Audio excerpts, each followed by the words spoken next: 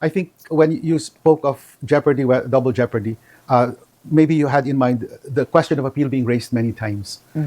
Indeed, it has been raised many times. And under the rules of the court, it can be raised only once by one party. So it was raised by the Republic of the Philippines early on. Jurisdiction was affirmed at that stage. But you see, every accused is entitled to his day in court. And so now that we have a case against a specific person, namely Rodrigo Duterte, he is entitled to raise the jurisdiction again, which is what he did.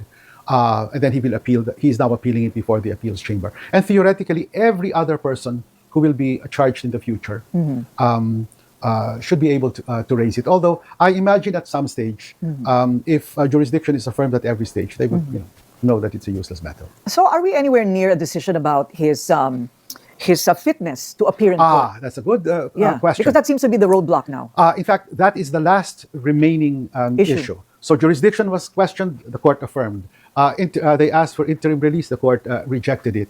And now they are saying that he's not, mentally fit to stand trial.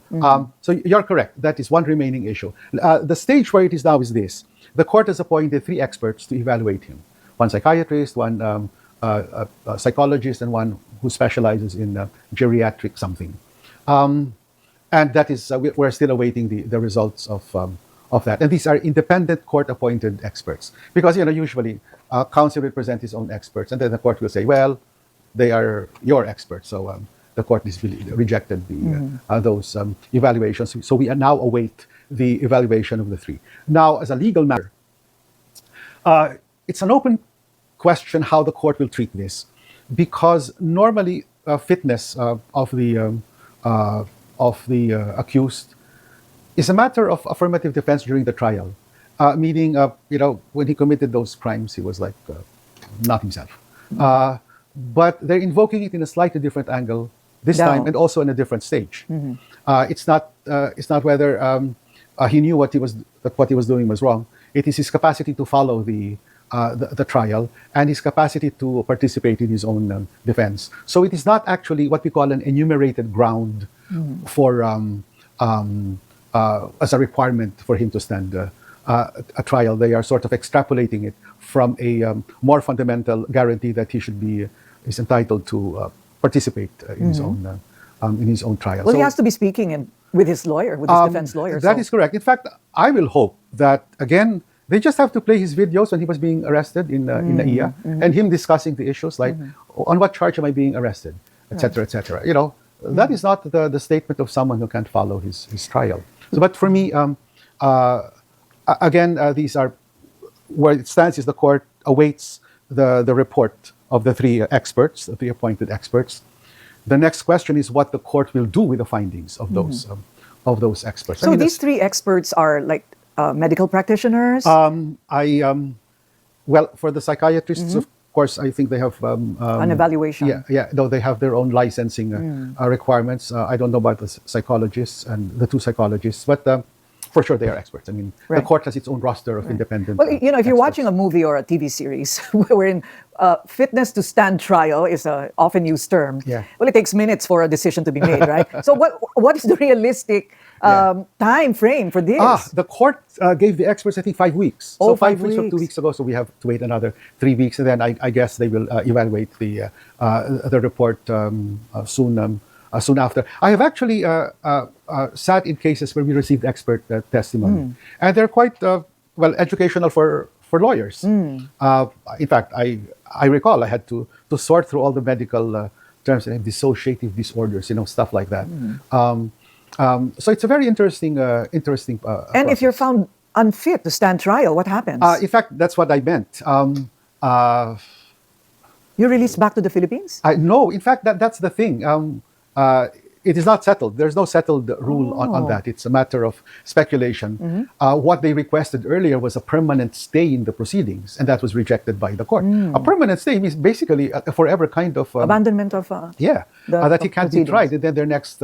I imagine, if the court grants a permanent stay, their next motion is, okay, so do you mean he stays in jail the whole time? It defeats the whole purpose. So there is nothing in history as a precedent?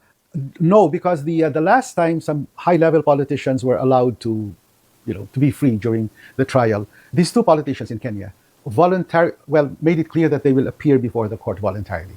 So what the court issued was not a warrant of arrest, but a mere summons.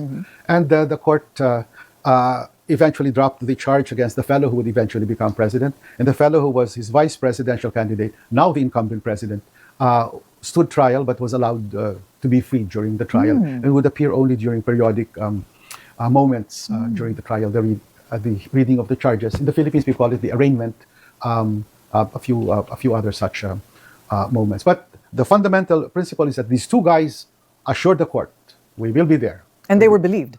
They were believed. They were credible. Yes, and to their credit, they actually showed up. Right. In other words, they took the risk that upon landing in The Hague, they will be arrested. So and throughout the duration of the trial, they were just in The Hague. No. They went back. They would go back and forth. Yes, because they were incumbents. Right. Okay. Incumbent president and vice president. And so they were exonerated. They were found not guilty. Okay. The court struggled with that. It was this, in the Philippines, we will call it dismissal on a demurrer to the evidence, meaning that the prosecution did not have enough evidence by the end of their turn, and the court says you won't proceed with the rest of the trial. So it was, the jargon is a no case to answer, a dismissal of the case. And the court emphatically saying, this is not an acquittal, because the reason we can't proceed is that all the witnesses have basically disappeared. Where did they go? Either they backed out or they were talked to. Intimidated. Intimidated or basically eliminated along the way. And that, in fact, is one scenario which has worked against the plea for interim release of Duterte. Because the first ground is a risk of flight, and the second is the risk of continued intimidation of the witnesses. Because then, of course, we have to protect the witnesses. But of course, for the court, the concern is the integrity of the judicial proceedings. Otherwise, the search for the truth will be impeded and obstructed by simply intimidating and scaring off all the witnesses. So going back to fitness to stand trial, it's not like he was fit when he came in, and during his stay there, he was mistreated, because these are some of the claims of some people, binartulina, and put in the dark or something like that. So it's not like he regressed while he was there. Well, this Bartolina scenario, a solo, solitary confinement, I'm absolutely sure it does not happen. It cannot happen. I mean, as a judge, I was actually officially given a tour of the jail. I have seen the insides of the detention cells. They are treated by the highest standards of treatment. This is a whole science to the treatment of prisoners. The highest standards, even the diet will adjust to. So if the staple for some of the prisoners for a long time was couscous, so there will be couscous. They're not. You mean the diet will not be according to the traditions or the culture of the... It will be adjusted to the culture of the prisoners. So I'm pretty sure by now they have a regular supply of rice and adobo. And adobo, okay. And also to follow our own eating patterns. Like in Europe, they won't typically have a hot breakfast. Right. It'll be or maybe biscuits. merienda. Yeah. Oh, even the concept of a merienda, I don't think they have. Do you think do you think it works against the ICC that we don't see the former president, like what state he's in, if he had lost weight, or if he's still alive? Yeah. Well, the practice, of course, is that they are prisoners, and therefore, being covered by TV is not part of the process. I mean, the duty is to treat them fairly and decently in jail, and they're given that. They are even given if they want to take up yoga or gym lessons. Wellness. Yes, they have a gym. They play basketball. If they want to, they have fresh air. They're quite particular about fresh air and sunshine. But the location of the jail is really good. It's right beside the national park and beside the dunes. They call it the dunes, which are in front of the beach. Right. So that's the location of the of the jails. So, given the complaints of the residents living in this sort of exclusive subdivision where the prison is, that's quite rare. Okay, but there have been complaints about the behavior and the hygiene of the Filipinos. I have come across some online feedback, some responses. Some were even interviews by our own Philippine networks. In fact, I recall about a resident saying that the flowers in his garden were like trampled upon. Yeah. So I guess it must be quite traumatic for the So neighborhood. it's not like a memorandum can be issued so that people behave. I understand that they are now given like hours within which, like 10 to 12 in the Oh, morning. okay. Outside of that. But I don't know if there are regulations about using megaphones and sound systems, about the stage for, for performances. Yeah, indeed. Yes. Yeah. But that is a quiet. The neighborhoods in the Hague, they don't have communities. And you've never seen this happen before? Well, no, because I don't. It's very close to the court, but I don't go that far from the court. I can go biking in the area, but I have not seen rallies. Okay. Rallies there. So how long were you a I was judge? there for 6 years. For 6 years? Yeah, I lived there. I see. Yeah. Okay, so what does it take for a big personality, such as heads of state, to be convicted? Which leads us to the question, is there enough to convict somebody like Rodrigo Duterte? Well, okay. We've seen the charges proposed by the prosecution. Those charges are supposed to be confirmed, still to be confirmed by this chamber, the pretrial chamber. And after the chamber hears confirms the charges, it will be passed on to a new chamber. They will form a new set of judges for the actual trial. Now, Between the reading of the charges and the actual trial, how long is that going to be? Well, they will need at least about 3 to 4 months to constitute a new team, because they will have to organize. Put it together. Yes, we are organized into trial chambers of 3 people each, and then the chamber will have elect its own president, its own. We call it the single judge for interlocutory rulings. The court is big on interpreters, because the court values that the witness must be able to speak in his or her own language. And so I understand the court already has Cebuano speaking interpreters. I think Ilocano speaking also. So that also indicates where they will find the. And they're foreigners, or are they Filipino? Oh, they're recruited from the Philippines. From the Philippines. Yes. Okay. In fact, in the cases from Africa in which I sat, they will recruit it from them from the village, because the village would have its own dialect, and the court is quite particular about that. Okay. And then it's translated into the official languages, English and French, in the booths of the interpreter. Right. So, in the proceedings of the court, the interpreters are very important. Yeah. In fact, if we have to go in overtime for the trial, and the counsel asks for additional time, before the judges make a ruling, we look at the booth of the interpreters. So because it's so clear that we have to wait for them to signal that they are willing to stay on, to go in overtime. Okay. The president today was quoted as having said, do you want it done quick or do you want it done right? So I guess we'll just have to wait. I think that's a good line. Yeah. People are impatient these days. Yeah. But anyway, but in your stint also as a judge, there were exonerations. There were people found not guilty. In fact, the biggest exoneration was, I mentioned already the first 2 guys who were, where the witnesses vanished. Yes. So the cases were dismissed on a no case to answer basis. But there was one who was convicted on trial and acquitted on appeal. On pure questions of law. He was a president. He ran for vice president. In his country, he lost. He fostered some post-election violence to overturn it. And he was eventually arrested. But the acquittal was on technical legal issues, not on the evidence. It is the match between the evidence presented and the formulation of the charges. And the court said, there was no fit between the two. So it was quite a difficult point for the court, because of course the victims are expecting justice, and they're. Of course, the court also grants reparation for the victims, and in this case, the victims realized that belatedly that if the accused is acquitted, even if they showed they have actually suffered, they will not get anything. And by the way, that is one case where the court had already seized the wealth of the accused. They seized his private jet, for instance. So, in other words, the accused was actually in a position to pay reparation for his victims, but he was acquitted on appeal. So in the case of the former President Duterte, would it be an uphill climb that this crime against humanity is singular? Is it a singular charge for chain of command?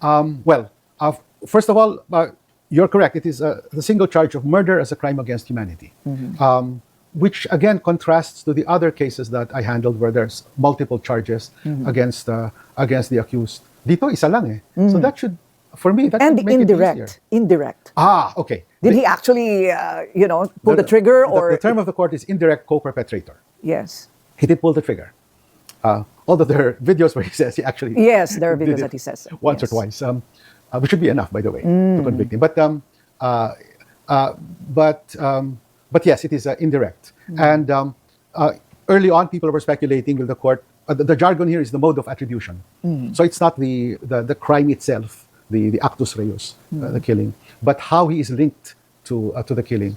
People thought they will use command responsibility, but no, the court used another mode, which is indirect co-perpetrator, and basically aiding and abetting. And for that, I imagine they will use his own statements. His own statements. I was Yes. getting to that. Yeah. So in the same way that a decision was come up with from statements on TV by the daughter. Yeah. So the statements of Rodrigo Duterte admitting to these crimes Yes. can also be well, used. they're there already. I'd be interested how the court will entertain that, and how the prosecution will introduce it into the record. I can imagine that hearing will be very interesting because he also has a right not to appear, just like in the Philippines, and part of the right against self-incrimination. So, but I'll be interested how they will do Really? it because it's already part of the public knowledge. So will they use judicial notice?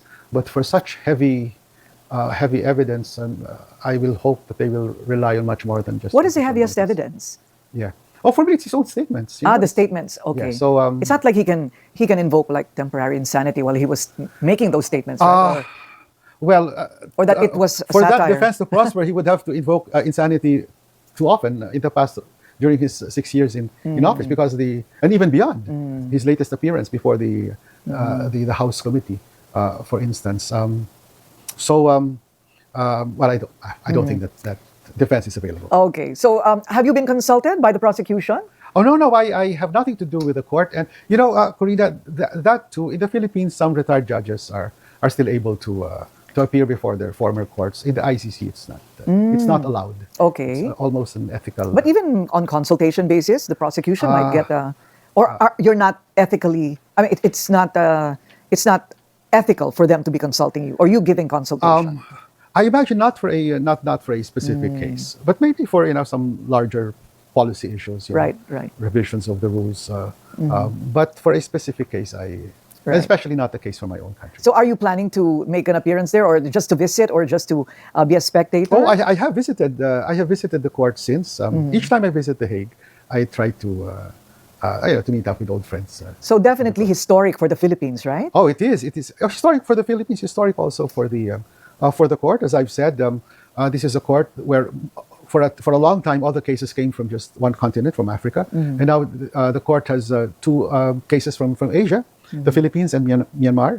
So that is significant. It has a case in Ukraine. It has a case in Israel. So I think, in terms of the place of the court in history, I'm so glad that the court, has overcome that period when it was accused of, just running after people from Africa. Right. So now it's all over, genuinely all over the. Okay. So you're positive that justice will prevail here. Well, I am positive that the court will move forward, as it is expected to, on the basis of its own rules and of the facts presented by the parties. The question of jurisdiction will still be raised before the appeals chamber all over again. The last time around, the vote was 3 versus 2. It's a five-member appeals chamber. But again, Korina, what is significant is that in the decision last week, the trial chamber actually responded to the two dissenting judges in the appeals chamber the last time around. So nasagot na yung point na yon. And one of those dissenting judges has also retired from the court already, so it's just one vote. One vote left. So should the Philippines again be members of the ICC, you think? What is your recommendation? For me, in the long term and in the future, of course, it is good for the Philippines. I supported the signing of the Philippines of the Rome Statute the first time around, and I will support a return by the Philippines by the Philippines today. Lucky for this administration then. Yeah. Because we're not members right now, right? Well, in fact, it has redounded to the benefit of the administration that at the time of the arrest, they were not a part of the Rome Statute, because some obligations there are binding only on actual members. And Right. so it redounded to their benefit, providentially. For them. And even after or post administration. Indeed, yes.